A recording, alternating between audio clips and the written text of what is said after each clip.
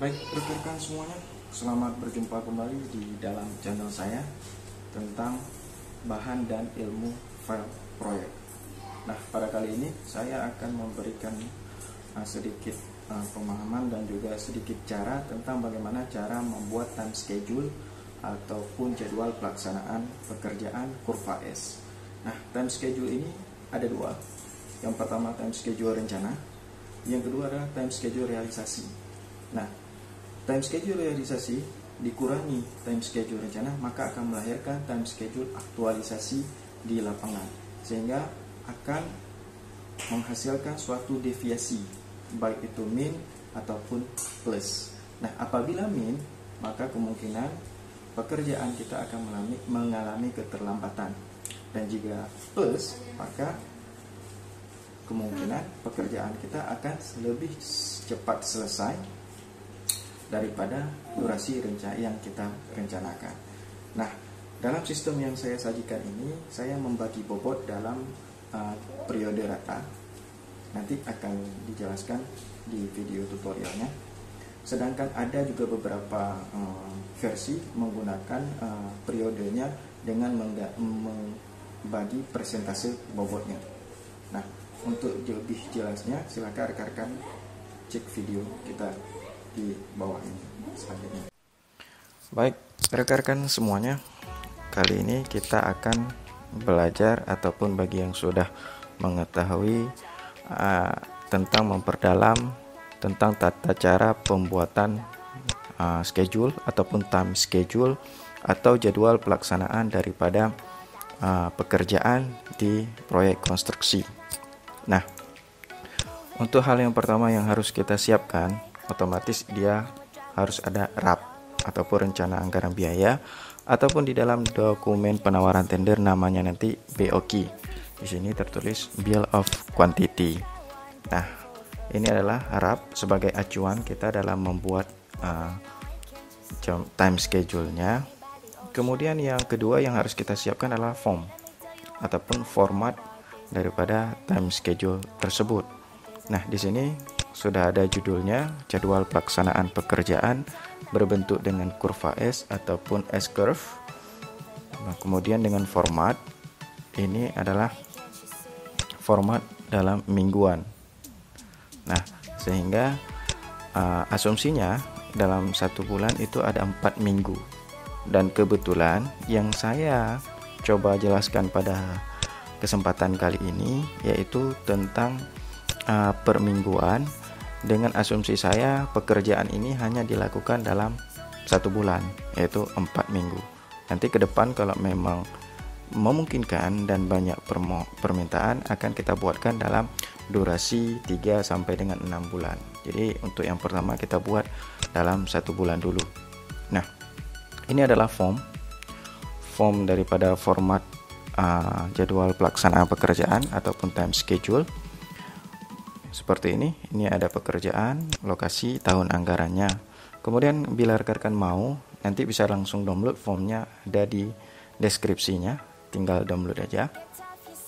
Nah, sesudah kita siapkan form, maka kita siapkan item pekerjaan untuk time schedule ini. Item pekerjaan ini langsung kita insert dari RAP-nya. Seperti ini, langsung insert. Nah, seperti ini untuk pekerjaan persiapan, bisa langsung di insert seperti ini. Nah, kemudian langsung seperti ini. Nah, seperti itu, tinggal kita bold dan tidak boldnya. Juga yang untuk yang selanjutnya, item selanjutnya juga seperti ini, bisa langsung di set seperti ini. Nah,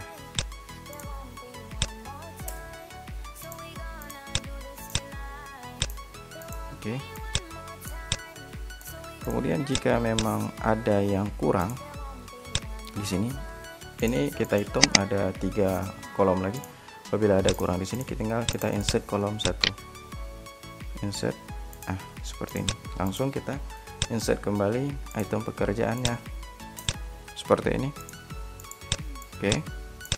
Nah, seperti ini.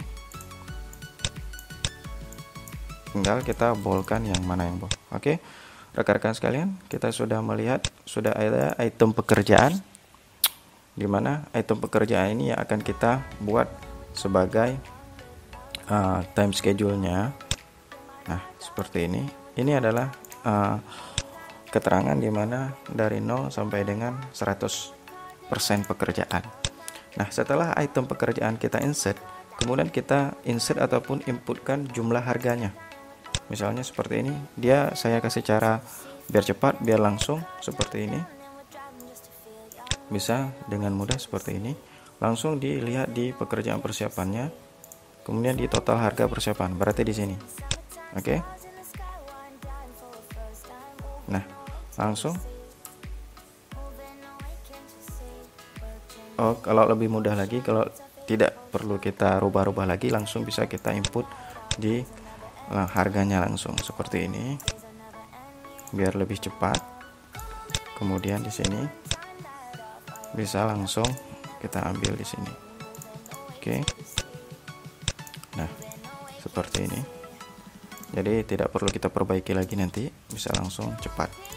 Nah, oke, sudah kita input jumlah harganya, kemudian kita totalkan. Nah, kita totalkan langsung auto sum. Kita yang tinggal tarik ke atas dan jadi. Nah, ini posisinya adalah nilai harga sebelum pajak, sehingga kita harus punya controlling apakah total yang kita buat di time schedule itu sama dengan total yang ada di RAP kita ataupun HPS. HPS ini adalah harga perkiraan sendiri, sama dia seperti RAP. Nah, seperti ini kita buat controllingnya. Oke, kita input total HPS nya seperti ini. Ini kita totalkan dalam 3 ini adalah ini. Ini adalah total daripada 3 subjumlah ini. Nah, kemudian harga total ini dikurangi dengan jumlah harga di schedule kita, atau sebaliknya pun boleh. Tinggal kita kurangi saja ini dengan total harga tadi, dan hasilnya 0. Jadi artinya ini harga kita sama persis dengan RAP yang ada. Jadi ada kemungkinan juga tidak sama persis, sehingga ada kekeliruan dalam jumlah harga ini, makanya harus dikoreksi kembali. Dan ini akan sangat menjadi fatal apabila yang keliru ini diterapkan di lapangan ataupun dalam dokumen penawaran tender, karena akan berakibat dokumen penawaran tender kita akan gugur, ataupun pada saat penjumlahan nanti akan terjadi miss ataupun selisih. Nah, setelah item pekerjaan dan jumlah harga kita input, selanjutnya kita inputkan bobot pekerjaannya. Nah, seperti ini. Saya kasih rumusnya adalah ini item pekerjaannya dibagi total harga, kemudian dikali 100, artinya 100%. Nah, seperti ini. Kemudian karena jika kita tarik ke bawah itu akan error ataupun tidak bisa dibaca, sehingga kita kunci di total harganya agar bisa kita copy ke bawah. Nah, seperti ini, sehingga bisa kita langsung copy ke bawah. Nah, seperti ini. Tinggal kita hapuskan yang tidak ada itemnya. Seperti ini, rekan-rekan sekalian. Nah, totalnya sudah 100%. Artinya jika total ini 100%, maka ini adalah benar. Jika total tidak mencapai 100%, berarti ada miss, kekeliruan dalam perhitungan bobotnya. Nah, sekarang item pekerjaan sudah ada, jumlah sudah ada, dan bobot sudah ada. Maka tahap selanjutnya adalah kita masuk ke dalam fase penentuan schedule-nya ataupun penentuan durasi pekerjaannya. Nah, untuk teman-teman sekalian, untuk durasi pekerjaan ini sudah kita sajikan dalam berbentuk mingguan. Oke, bisa dilihat. Nah, setelah kita dapatkan item pekerjaan, jumlah harga dan bobot pekerjaan, kemudian kita memasuki dalam tahapan penentuan durasi pekerjaan. Seperti kita harus melihat dulu kepada item pekerjaan. Misalnya untuk pembersihan lokasi, apabila kita tidak membuat ataupun menentukan item pekerjaan pembersihan lokasi pada akhir pekerjaan satu lagi, maka untuk pembersihan lokasi pada awal mula tuh harus kita bagi dua pekerjaan ataupun dua waktu, dikarenakan pada saat awal mula ada pembersihan lokasi, kemudian pada saat terakhir pekerjaan juga kita harus melakukan pembersihan lokasi. Nah, selanjutnya untuk pengukuran dan pemasangan boplang juga demikian. Karena di sini ada tersebut pengukuran dan pemasangan boplang, artinya ada pengukuran. Kalau pemasangan boplang saja mungkin harus di awal. Nah, karena ada kata-kata pengukuran dan pemasangan boplang, sehingga pada awal dan akhir juga harus dilakukan pengukuran, sehingga kita tetapkan di awal dan di akhir. Nah, saya metodenya membagi sama rata antara durasi pekerjaan per minggu. Ada juga yang sistem membagi persentase, misalnya dalam minggu pertama persentasenya 60% pekerjaan, sehingga bobotnya dibagi 60%, sehingga untuk minggu selanjutnya karena dua periode, sehingga di sini sisa daripada persentasenya tadi. Artinya di sini misalnya dibagi 60%, sehingga sisanya 40% ditampilkan pada periode selanjutnya. Namun sistem seperti itu terlalu ribet dan itu tidak menjadi penilaian, karena yang dinilai adalah hasil output daripada presentasenya, bukan caranya. Oke. Kemudian selanjutnya item daripada pekerjaan pondasi dan tanah, seperti galian tanah pondasi tapak. Seperti ini bisa langsung kita buat di awal seperti ini untuk satu kali, kemudian pondasi menurus. Nah, di sini ada yang harus saya sampaikan kepada rekan-rekan sekalian, di mana kita harus jeli melihat item pekerjaan. Misalnya seperti galian tanah pondasi tapak dan galian tanah pondasi menurus. Ini walaupun dudukannya ada dua seperti ini, artinya galian tanah pondasi menurus ini tidak dilakukan terlebih dahulu sebelum pekerjaan pondasi tapak dilakukan. Gitu. Jadi kita harus juga menguasai elemen di realisasi lapangan, sehingga yang kita sampaikan dan kita tuangkan di dalam schedule ini logis, sehingga tidak salah ataupun keliru. Jangan sampai kita time schedule kita itu ditertawakan akibat susunan item pekerjaan kita itu tidak benar, ataupun disebut dengan work breakdown strukturnya WBS kita itu tidak benar. Nah, seperti ini tinggal rekan-rekan sekalian urugan juga tinggal rekan-rekan sekalian ditandai seperti ini. Nah, dan selanjutnya bisa lanjut. Oke, kemudian untuk setelah galian tanah pondasi tapak, mungkin sudah ada urugan pasir di situ, kemudian pasangan batu kosong, dan pasangan pondasi batu kali ini belum dilaksanakan, karena harus dilaksanakan pondasi tapak terlebih dahulu, baru dilanjutkan dengan pondasi menurus. Nah, kemudian kita masuki ke pondasi menurus.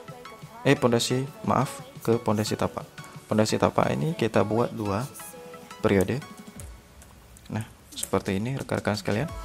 Kemudian untuk pedestalnya kita buat 2 periode. Seperti ini. Nah, artinya setelah pondasi tapak ini dikerjakan, kemudian berlanjut, namun di masa lanjut, misalnya pondasi tapak ini ada 10 titik. Nah, pada periode pertama 5 titik sudah selesai, maka dilanjutkan langsung dengan pedestal, artinya kolom pedestal tapak. Oke. Kemudian setelah item ini selesai, baru kita kembali ke tahap selanjutnya, yaitu pondasi menurus. Baru kita buka kunci tadi, item yang belum kita kerjakan, seperti galian pondasi menurus, di mana kita harus tentukan yaitu setelah pondasi tapak berjalan, bukan selesai tapi berjalan, artinya bisa beriringan. Nah, di sini bisa langsung di galian pondasi menurus.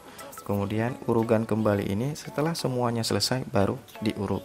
Kemudian kita lanjut ke pondasi menurusnya. Nah, seperti ini bisa kita bagi 2 bersamaan, bekerja dengan kolom pedestal gitu. Nah, kemudian di mana letak urugan kembali? Di sinilah dia. Ataupun bisa saja di pekerjaan akhir sambilan.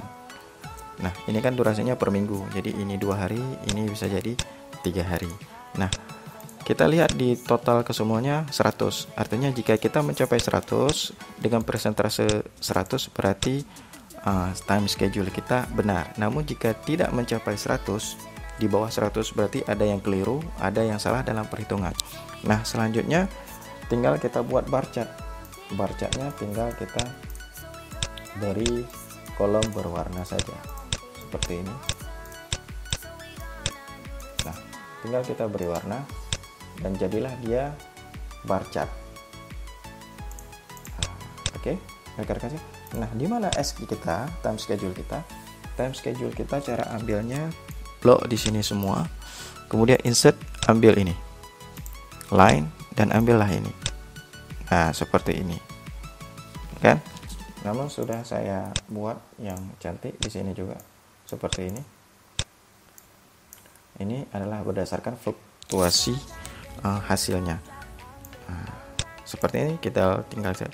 Mungkin ada rekan-rekan yang bertanya, dia kan kurva S itu berbentuk S, kenapa kurva S yang saya buat ini tidak berbentuk S? Artinya begini, sahabat semuanya, S ini adalah fantasi ataupun sesuatu yang dibuat dengan sedemikian rupa untuk mempercantik, itu S. Namun, kita harus juga meninjau dengan kondisi existing lapangan.